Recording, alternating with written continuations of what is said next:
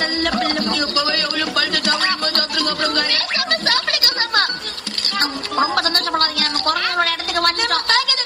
அது எவ்வளவு நேரம் பாத்துக்கலாம், நீ போய் சாப்பிடு. எவ்வளவு அச்சோ குரங்கு சார் வந்துட்டோம்.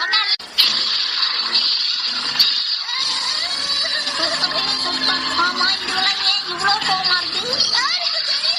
இதுங்க கிட்ட இருந்து எப்படி தப்பிக்கிறது? ஐடியா, போய் பயமுறுத்த தைரியமா போ ஷீரோ. நீ மட்டும் அந்த குரங்குகளை பயமுறுத்தி அனுப்பிட்டா சின்சன் வீட்டுல இருந்து உன்னை எங்க வீட்டுக்கு கூட்டிட்டு போயிடுறேன்.